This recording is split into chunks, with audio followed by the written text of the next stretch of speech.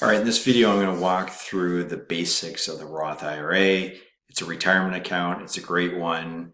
And let's go through it. And then afterwards, I'm going to show you an example of a personal return of someone taking money out early so you can kind of see the penalty that they have to do. And it's just something that you should avoid.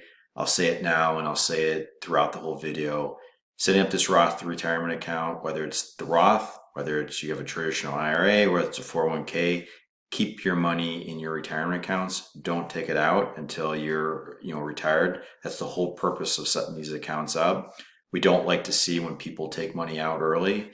Not only that you got the penalties, but now you're kind of delaying your retirement. So to get started, I'm not going to go through the major details. I'm just going to cover some high-level basics here. And I think this is going to apply to a lot of people. If you have any questions, just leave them in the comment box in the video, and I'll do my best to kind of respond. So Roth IRA basics. So it's a retirement plan, and you're making these contributions after tax, right? So this is money that you have in your savings account that's sitting around. It's already been taxed at one point, and now you're putting it into a retirement account. So as a result, since it's already been taxed, when you're making these contributions, you don't get a deduction on your personal return. So remember that Roth IRA contributions that you make, you don't get to take a tax deduction, but the earnings grow tax-free. So just say you put in $6,000, it grows $4,000, right? So you put in $6,000 and all the earnings over the years has grown by $4,000. Now you're at $10,000. That extra $4,000 that it grew is not subject to tax. So you can take all that money out. You don't have to pay tax on it. And that's one of the beauties of the Roth IRA. Children. So we get this question a lot, but you might be asking, hey, can my children create one? The answer is yes, but they got to have earned income. So just say your child had a summer job and they got a W-2, right? So it's earned income. And this is important. It's earned income, salaries, wages, commissions, right? They made $3,000. They can contribute up to what their earned income is. So short answer is yes, they can contribute. The limitations or max contributions here for the 2022, and every year it changes. So for 2022, if you're under age 50, it's $6,000 is the max contribution. And if you're over 50, the max contribution is $7,000. And the reason why I'm saying max, I'll cover this in the next slide, is if your modified adjusted gross income is a certain level, you can put the max in. But if it's a little bit above that level, it's going to phase out, meaning that you can't put in all $6,000. And then, if you kind of just come below that limit that I'm going to show on the next slide, you might only be able to put in $500. Okay. And that's you putting money directly into a Roth IRA. I'll cover this a couple times in this video, but there's a backdoor approach where if your adjusted gross income is above the limitations, there's still a way for you to contribute to a Roth. It's just you can't do it directly to a Roth. There's a backdoor approach. And just say you have different IRA accounts out there, Roth IRA accounts, you can put in a total of $6,000, but you can spread that amongst all of them. So if you have 6 different accounts, you can put $1,000 in to each one, assuming that you meet this contribution amount. And I talked about you can't contribute more than you earn. So an example, just say, you're an adult, you make $5,000 a year, that's your earned income. You can't put in $6,000, right? The max you can put in is $5,000, whatever your earned income is. All right, so the limitations on your contributions. So if you're single and your modified adjusted gross income is $144,000 or greater, you can't put money directly into a Roth. You have to do the backdoor approach if you still want to get your money into a Roth. Same married file joint, and there's a phase out. So like I said, if you're single and you make $125,000, you could probably still contribute directly to a Roth, but you can't contribute the max, right? So if you Google it, there's a phase out chart that's pretty helpful. And that chart changes every year, so make sure you're looking at the 2022 tax year. The deadline to contribute, so this is important. If you're doing your personal return and you tend to extend your personal return and you file in September, for example, that doesn't mean you can extend the Roth IRA contribution. The deadline to do the Roth IRA contribution is April 15th. Okay. Now in 2023, the tax filing deadline, I think, is April 18th. So, so instead of April 15th, it's April 18th, but that's important. So even if you extend, you still got to make that contribution by April.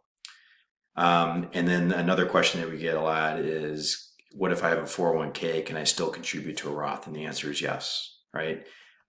Which is great because you're building your retirement. So the more that you can put money around and saving for retirement, the better.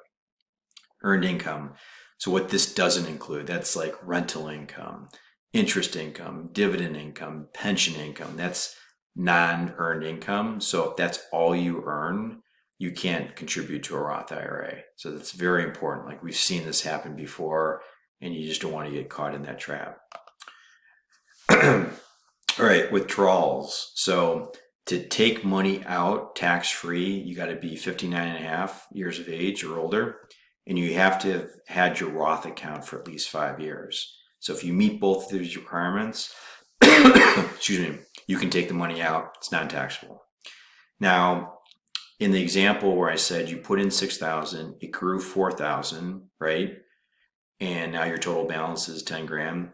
If you decide to take out the 6 grand that you put in originally, you can take that out and it's not subject to tax, because remember, you're putting in after-tax money, so you can take it out and it's not subject to tax. But that's only the original contribution. All right, the money in your Roth can stay there as long as you live. So there's a term, and I'll put this in another video. It's called required minimum distribution, RMDs. So when you reach the age of 72, you have to take out a certain portion of your retirement money. You just have to take it out. That's your 401k, your IRA. But if you have a Roth IRA, you can have, $10 million in there, and you don't have to take the money out. But with these other retirement accounts, even if you don't need it, you still have to take it out. And this is the required minimum distribution once you hit this age. And they did increase this age limit. So that's another positive about a Roth. You don't have to take it out. And then the last slide here is, if you take money out and you don't meet the requirements, you could be subject to income tax on that amount that you take out, or a 10% penalty. So you have your Roth for 5 years, right, or more, and you decide to take money out. What determines whether you avoid paying income tax or the 10% penalty?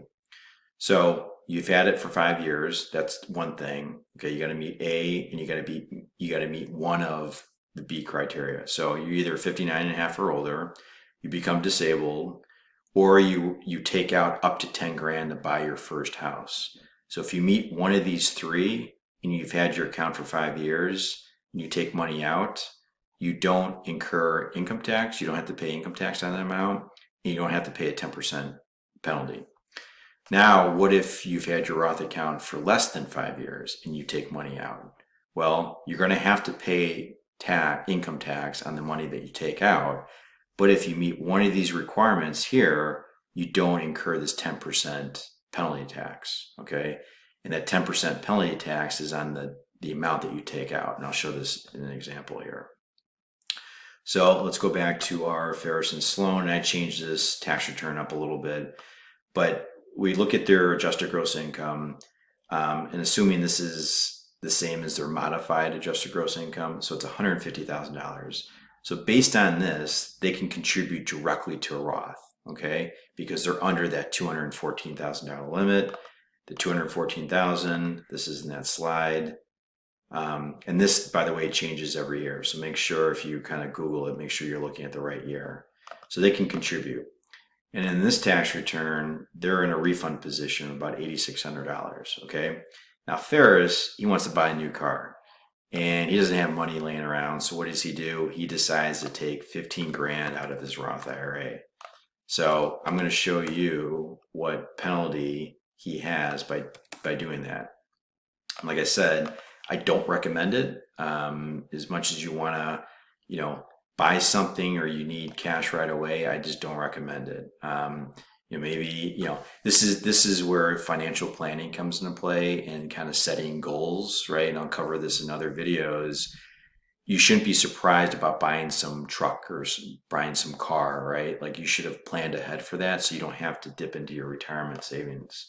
Because Ferris and Sloan, they're young, they're in their 40s. Okay, so here's the $150,000 of wages.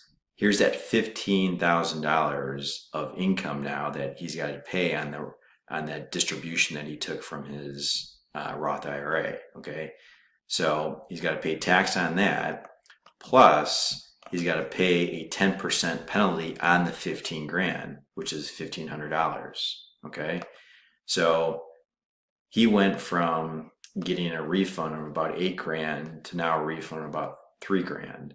So his overall tax increased, right? I should have showed you what it was before, but that increased. And then he's got to pay another $1,500 of tax. And you can see this right here, right? Other taxes, $1,500. So it's probably not worth it at the end of the day. But in this example, I just wanted to show this to you. We've seen it happen before. But like I said, if you plan ahead, you set goals, and you shouldn't be in a position where you have to take money out of your Roth IRA because that's just used for your retirement account. If you have any questions, leave them in the video chat below, and I'll respond to you as soon as I can. Thank you.